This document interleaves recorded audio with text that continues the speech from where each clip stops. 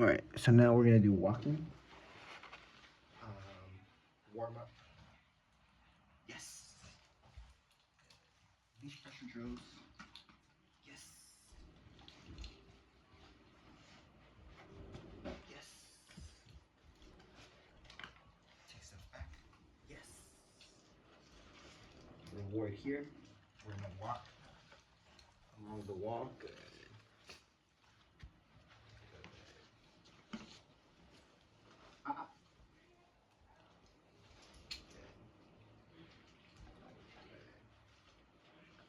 We're gonna start turning. Use leash pressure. Nice. To turn her a little. Good. I like using the wall. So here, turn, and keep walking. Turn. Good. Do it again.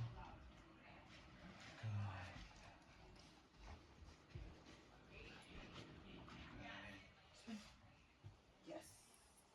Yes. Free. Good. Alright, let's go. So Sadie does really good with the walk. It's just a matter of keeping her engaged. And after we do a couple steps this way, we're going to start adding some obedience commands. During this video, you're going to see that she ends up learning how to walk a couple steps without needing a reward. So we're going to get that going as well. But just make sure you're having fun. If you see her stress out, end the session on a good note with one last command, and then you can start again later. So I practiced the recall with Sadie, and I basically start off with putting her in a place so she's a certain distance away from me. This can be on a sit, a down as well, but place into a recall. A full recall for me is I call her towards me, sit, and then she's facing me. Right here, you're gonna notice that leash pressure as I say come, so that she understands, this is a movement behavior where I need to go towards Daniel or the handler, and eventually she gets used to the word itself, but it's just a matter of practicing. So I am mentioning here that when we start practicing place a lot more, we want to keep the same motion of the crate, where you go onto the platform, do a U-turn into a down, and that's the natural behavior on a place, natural behavior on a crate. Then I practiced a little bit of recall. You see the full recall is into a sit, then some eye contact, then I give her the good and reward her, or I bring her with a yes into the walking position. Then I put her back into the crate. Same thing, I practice crate into a recall, which is the sit, focus, and then your reward. Good girl. Sadie, come. Good job. Yes. Yes. Done. Now I'm practicing her being on a down with just the drop leash. And so if she does get off, you should pick up the leash very quickly, apply it again, and then you can let go. But I'm practicing duration and distance, telling her that it's not the leash that's controlling her, it's my communication. The leash is just another form of communication to set our verbal commands up. So she does really good. The only problem I really had with her was her staying on place and me leaving the room. Maybe some type of separation anxiety that she's dealing with. Might need to work on impulse control. But so far, she's been really engaged, really happy, very fun to work with. And yeah, we just continue it. Sadie, please. Good job. Nice. Come. Good. Good sit. Good job. Sadie, come. Good. Good. I do want you to notice the proof before I say let's go. So just because you're picking up the leash and your dog is in a behavior doesn't mean you're gonna make a move or do anything. You wanna test them every now and then so that they understand I still need to wait for your command. Leash can be pulling them and they should still stay there. Another thing, she needs to practice you turning your back on her and she should still stay there. She's very impulsive, so as soon as you turn away, she's like, I'm coming to you. And it's more of, no, I'm trusting you to stay here. Please listen to me. And it's just a matter of continuing. But she's awesome.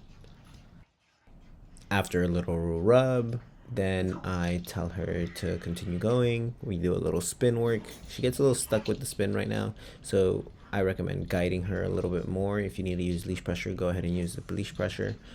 And then afterwards, she tries to get sneaky with the place.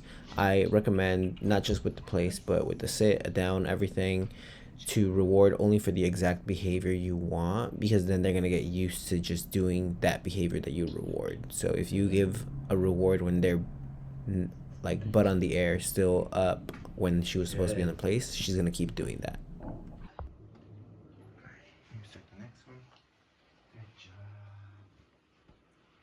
Let's go.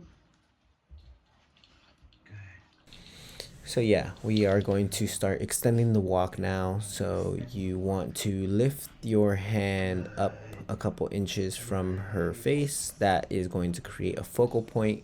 You're going to take a couple steps upwards. As you're walking, you're going to say good, and she's looking at your hand. Eventually, we're going to get her to look at our face. Once she's done with those 3 to 5 steps, you can mark with yes, and then eventually you can add spin for engagement and just continue the walk.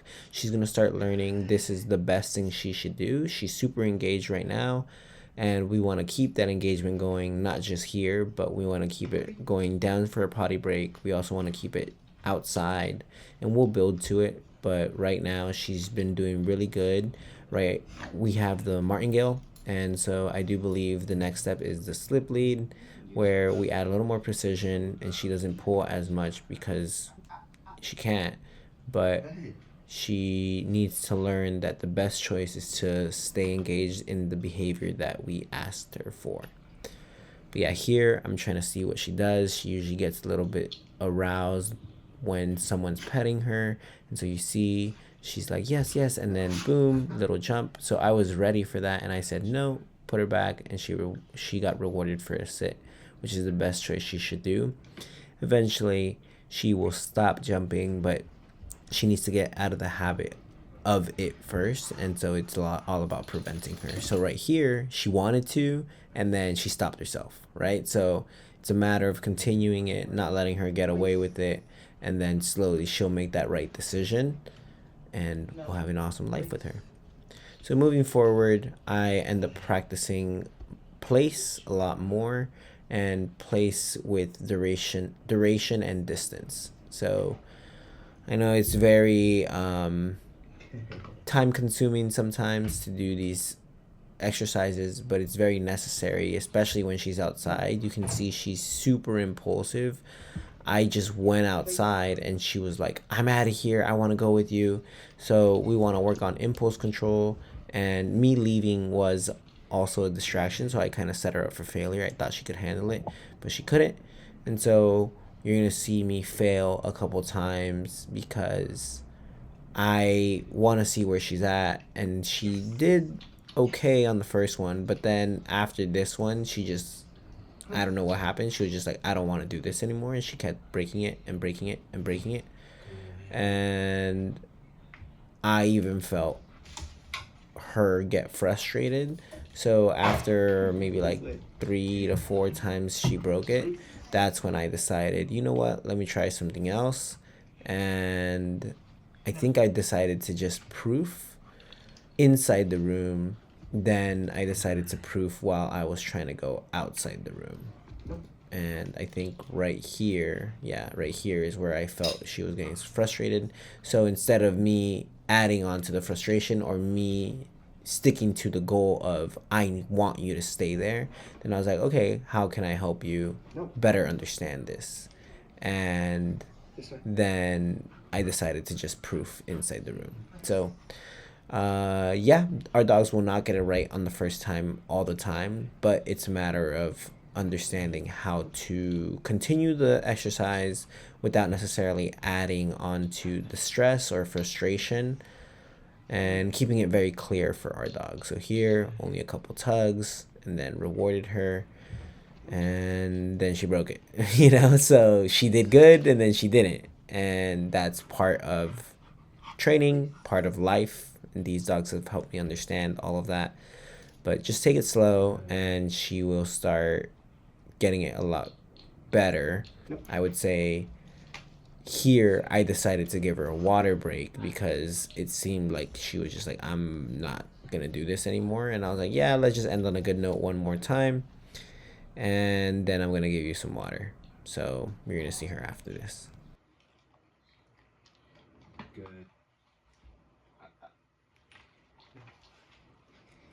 This is not complicated.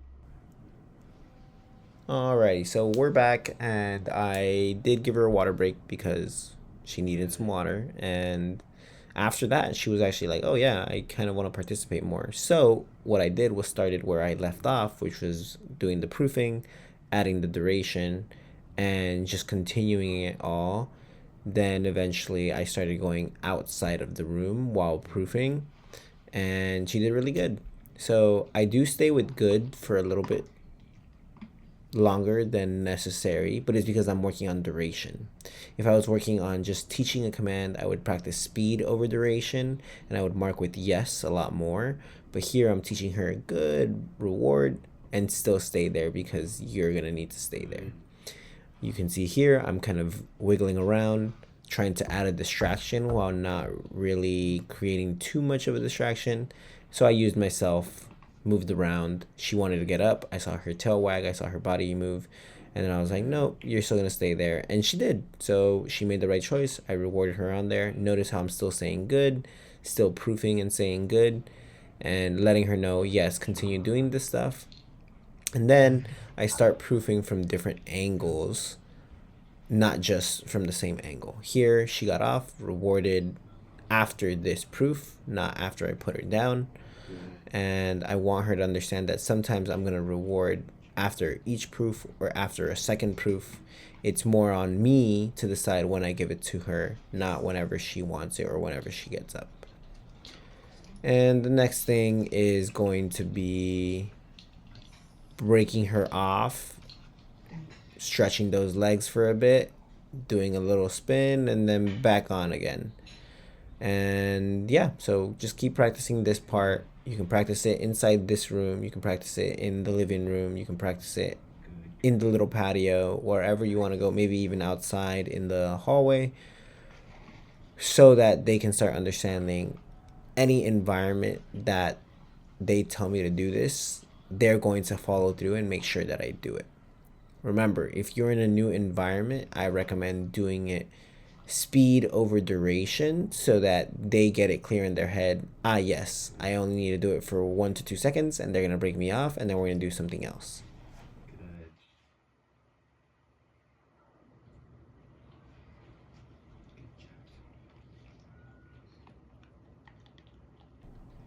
You're going to see here that now I drop the leash and I actually leave the room. She wants to get up once I come back in, but she corrects herself, which is totally fine, and I reward her still. And notice I reward 3 times, so I give 3 individual kibbles here. I want us to understand to not be too predictable with our reward system. So if you give only 1 reward each time you mark it with good or yes, she's going to understand you're a one and done reward person. And so I want us to randomize the reward system. Sometimes you're going to give 3, sometimes you're going to give 10, sometimes you're going to give 5, sometimes you're going to give 1, and then sometimes you're going to go back to 10. It needs to be random.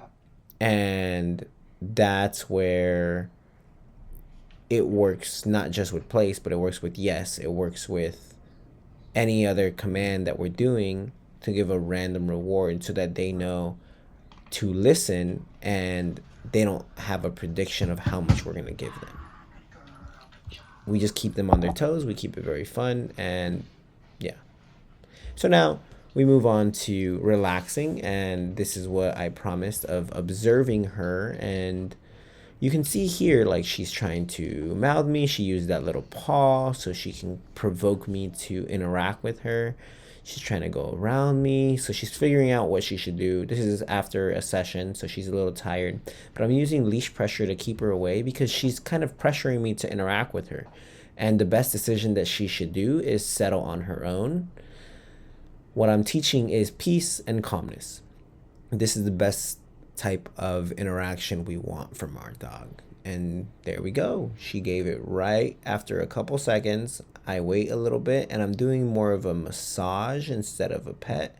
And notice how I'm still not saying anything. I'm telling her through my action that that was the best decision you could have made and we should relax a little bit more. This is going to keep her calm. And now that she's calm, I'm feeling around her a little bit more. You can see that tail, it started wagging. And so it tells me, she's getting a little aroused, a little excited. And so she's sneaky because then afterwards she wants to mouth me. She wants to start playing with me like a dog.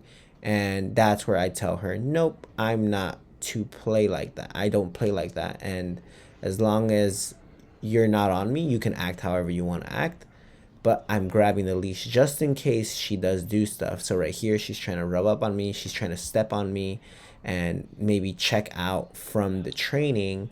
But I want to let her know, nope, you're still following me, my lead, and we're going to settle here. So once she stops trying to escape the training, she settles again. And then I go in. I should have waited for the tail to stop, but I like the decision that she made. So I was like, you know what? Let's just keep it here. And she decides to calm herself down while I pet her. You're going to see right there. There we go. So she's slowly calming herself down. And she's like, oh, I guess calmness is better than all this arousal and excitement. I touch her paws so she can get used to it. I make sure that she understands that anything a human does is acceptable, and any type of interaction she wants to do with us like a dog, such as mouthing, nipping, pawing, jumping, are not acceptable for humans. She can do it to other dogs, but not to humans.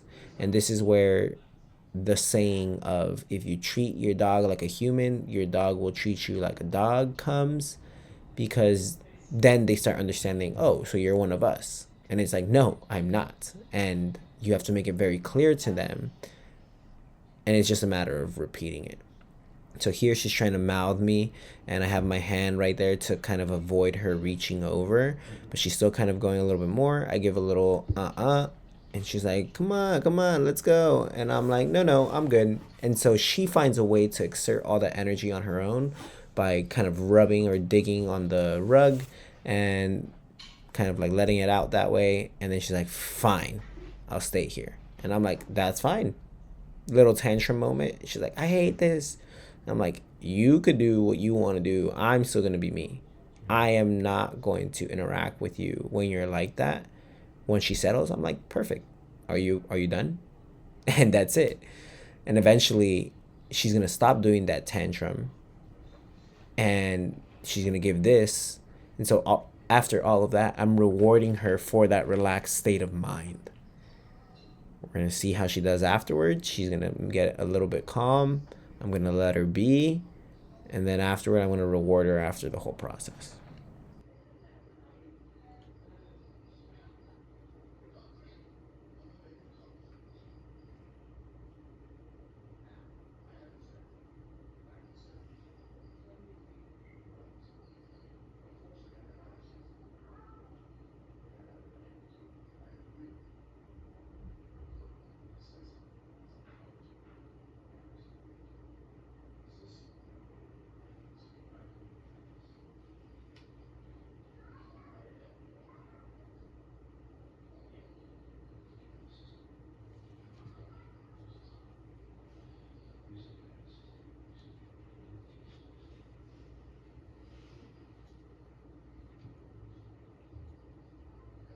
I really don't say much to her.